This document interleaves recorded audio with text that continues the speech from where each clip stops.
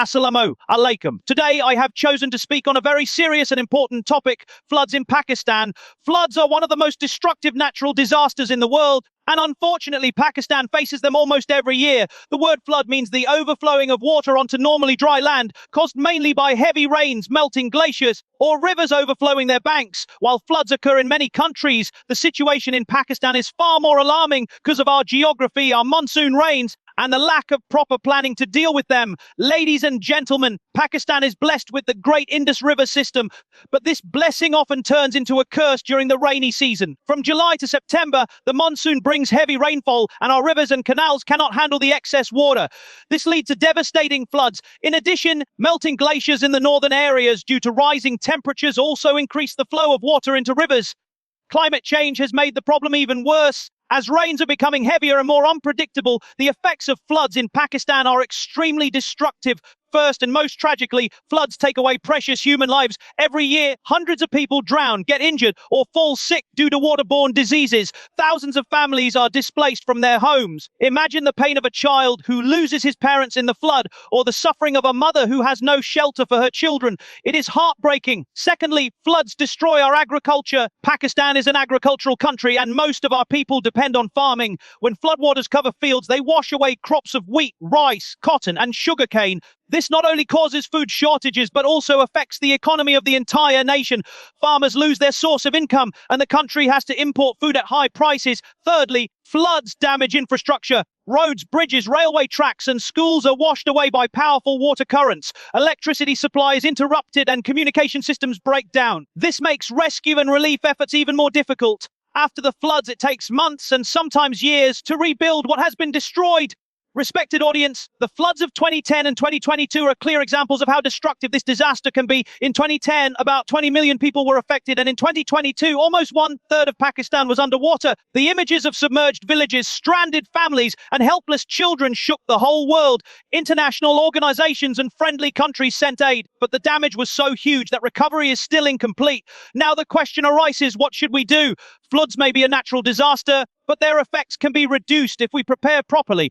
First, the government must build more dams and reservoirs to store excess water. This water can later be used for irrigation and electricity generation. Second, we need a strong drainage system in our cities and villages so that rainwater does not accumulate for weeks. Third, the government should invest in early warning systems so that people can be evacuated before the flood reaches their homes. At the same time, it is our responsibility as citizens to help our brothers and sisters in times of crisis. We should donate food, clothes, medicines, and shelter to flood victims. Schools and colleges can also play a role by raising awareness about flood safety. If we all come together, we can face this challenge with unity and strength. Respected teachers and friends, floods are a test from Allah, but He also commands us to use our wisdom and efforts to protect ourselves. If Pakistan takes serious steps in planning, management, and climate control, we can reduce the losses caused by floods. Instead of suffering every year, we can turn this challenge into an opportunity by storing flood water for agriculture and energy. In conclusion, floods in Pakistan are a national issue that requires urgent attention.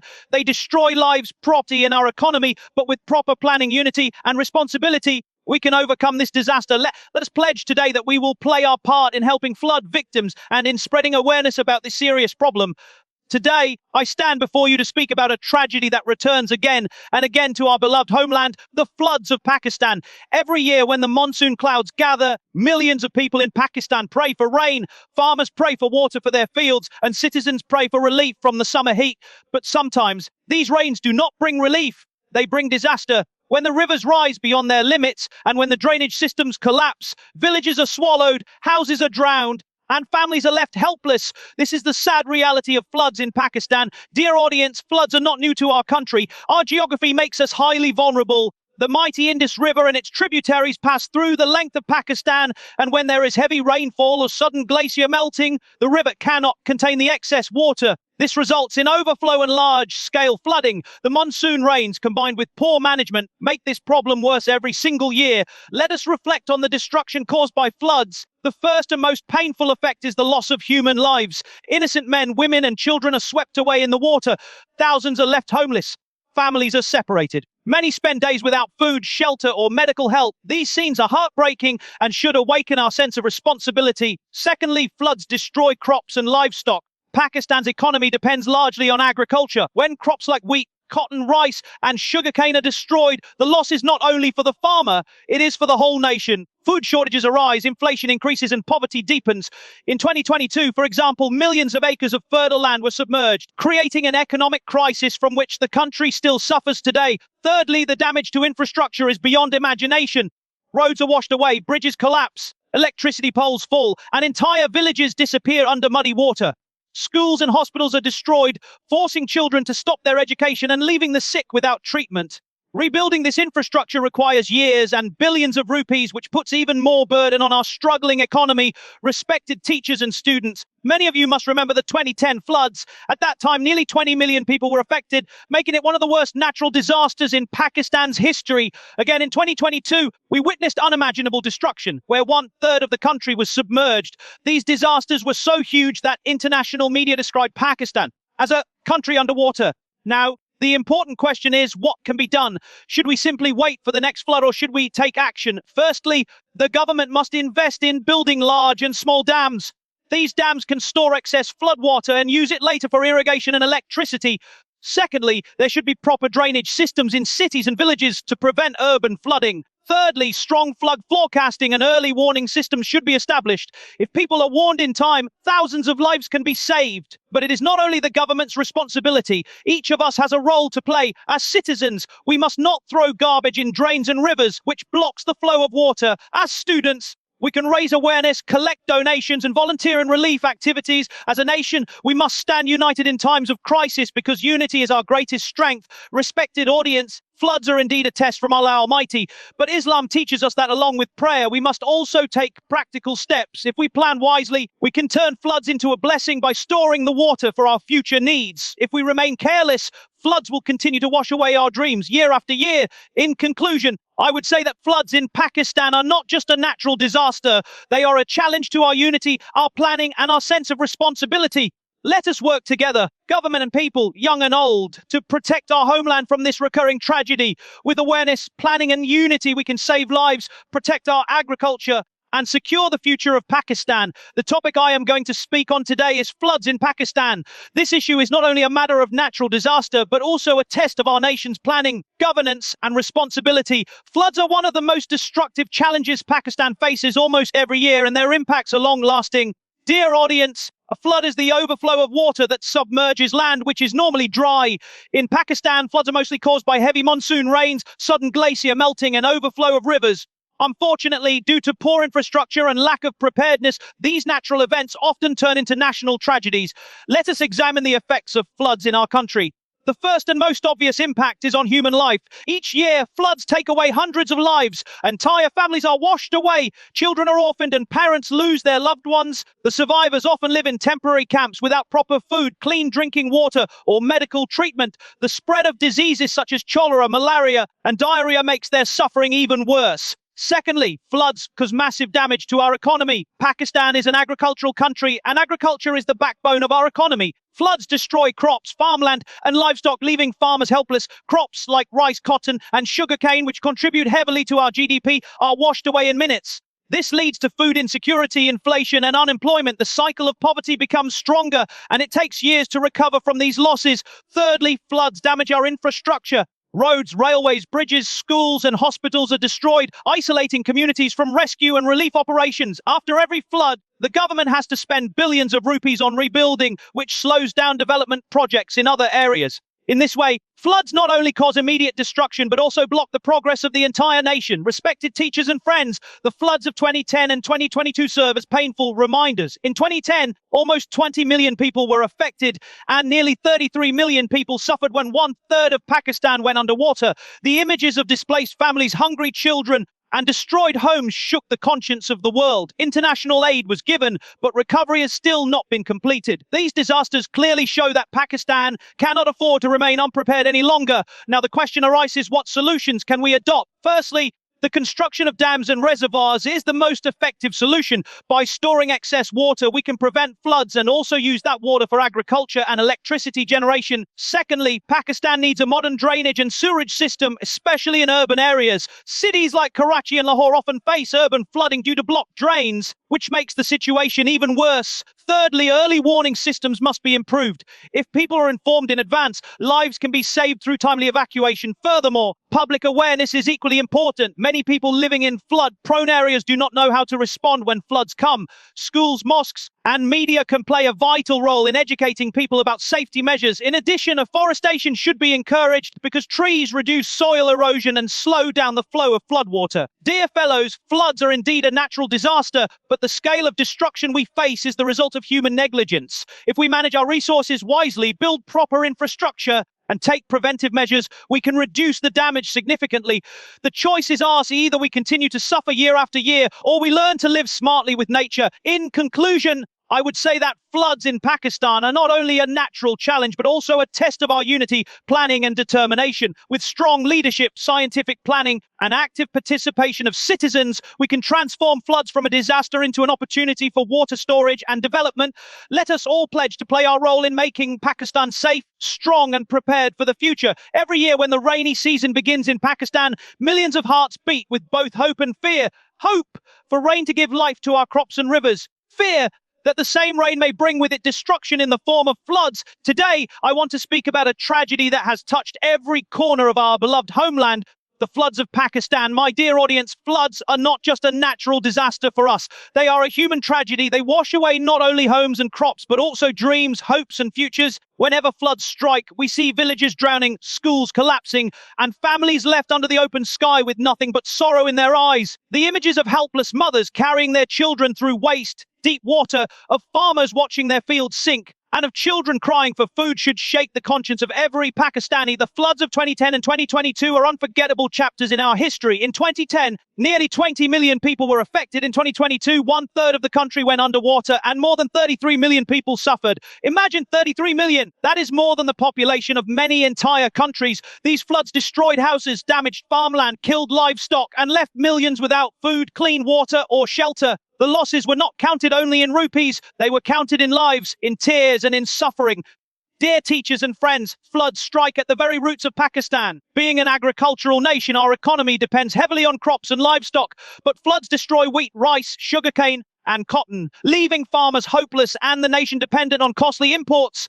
This makes food expensive and adds to the poverty of ordinary people. In addition, floods ruin our infrastructure. Roads, bridges, railways, schools, and hospitals are swept away. Rebuilding all of this takes years, and Pakistan's development is slowed down once again. But let me ask you, are floods entirely unstoppable? No, they are not. Floods may be a natural disaster, but the scale of destruction is often the result of human negligence. If Pakistan had built enough dams and storage reservoirs, much of the water could have been saved for irrigation and electricity instead of destroying villages. If drainage systems in cities were properly maintained, urban flooding would not turn into a yearly disaster. If early warning systems were stronger, thousands of lives could be saved by timely evacuation. My dear fellows, we cannot just blame the government. We, the citizens, also have responsibilities. Throwing garbage into rivers and drains blocks water channels and worsens flooding. Cutting down trees weakens the soil, making villages more vulnerable. During floods, it is our duty to help our brothers and sisters by donating food, clothing, medicines, or simply by volunteering in relief efforts. As the Holy Quran teaches us, helping those in need is not just charity, it is an obligation. Respected audience, floods are a test for us as a nation. But remember, every test also brings an opportunity. If we manage our water resources wisely, floods can be transformed into blessings. The water that today destroys villages could tomorrow irrigate fields, generate electricity, and provide drinking water. All we need is vision, planning, and unity. In conclusion, floods in Pakistan are not only about water, they are about life and death, poverty and survival, despair and hope. We cannot stop the rains, but we can stop the destruction. We cannot control the rivers, but we can control our response. Let us all pledge that we will play our role as students, as citizens, and as Pakistanis to protect our homeland from the tragedy of floods. Together with faith, unity, and discipline, we can turn this disaster into a future of safety, strength, and prosperity. Today, I want to talk about a topic that affects millions of people in our country almost every year, and that is floods in Pakistan. Floods are one of the biggest natural problems we face. They come suddenly, destroy everything in their way, and leave behind pain, loss, and sadness. Dear fellows, what is a flood? A flood happens when there is too much water in an area where it should not be. This can be caused by heavy rain, melting glaciers, or rivers overflowing. In Pakistan, floods usually come during the monsoon season when the rain is very heavy. Because our rivers cannot carry all the water and because our drainage systems are weak, this extra water spreads over villages, cities and fields. The effects of floods are very serious. First of all, floods take away human lives. Every year, many men, women and children die in flood water. Many others lose their homes and have to live in tents under the open sky. Imagine sleeping without a roof or eating food only once a day. This is the painful reality for thousands of families after every flood. Secondly, floods damage our agriculture. Pakistan is mainly an agricultural country. Farmers depend on crops like wheat, rice, cotton and sugarcane to earn their living. When floodwater covers their fields, all their hard work is destroyed in a few hours. This is not just the farmer's loss, it is the loss of the whole nation. Because when crops are ruined, food becomes more expensive and the poor suffer the most. Thirdly, floods destroy our infrastructure. Schools, hospitals, bridges and roads are damaged badly. This makes life even harder for the people who survive. Children cannot go to school, patients cannot reach hospitals and rescue teams cannot reach villages on time. Rebuilding all these things costs billions of rupees and takes many years. My dear audience, Pakistan has faced some very big floods in history. The floods of 2010 and 2022 are examples that the world will not forget. In 2010, almost 20 million people were affected. In 2022, 1/3 of Pakistan was underwater. More than 33 million people suffered. The international community sent aid, but the destruction was so big that recovery is still not complete. Now let us think, can we stop floods? The answer is no. We cannot stop nature, but we can reduce the damage if we are prepared. Pakistan needs to build more dams and water reservoirs to store floodwater. This water can later be used for irrigation and electricity generation. We also need a strong drainage system in cities so rainwater does not stay on the roads for weeks. In addition, early warning systems should be improved so people in villages can be safely moved before floods arrive. But it is not only the job of the government. We also have responsibilities. We should not throw garbage into rivers and drains because this blocks water flow and makes floods worse. We should take part in tree plantation drives because trees reduce soil erosion and help control floodwater. And most importantly, we should help our brothers and sisters who suffer in floods by donating food, clothes, medicines, or even by volunteering to support them. Respected teachers and friends, floods are a big challenge for Pakistan, but they also give us a chance to improve. If we manage our water resources properly, floods can be turned from a curse into a blessing. Instead of destroying our homes, this water can give life to our crops and generate electricity for our future. In conclusion, floods are one of the most dangerous problems Pakistan faces. They take lives, destroy houses, ruin crops, and damage our economy. But with unity, planning, and responsibility, we can face this challenge and reduce its damage. Let us all promise today that we will play our role in spreading awareness, helping victims, and protecting our beloved homeland from this disaster. Pakistan is a country of rivers, mountains, and fertile plains. These blessings of nature should be a source of strength for us, but sadly, they also bring challenges. One of the biggest challenges that continues to return year after year is floods. Today, I want to speak about floods in Pakistan, not just as a natural disaster, but as a call to action for all of us. Floods are caused when water overflows onto dry land. In Pakistan, this usually happens during the monsoon season when heavy rains and melting glaciers fill our rivers beyond capacity. Instead of saving this water, it spreads uncontrolled, drowning villages, destroying crops, and forcing people from their homes. Every time floods come, they leave behind tears, loss, and destruction. Respected audience, let us look at the impact of floods.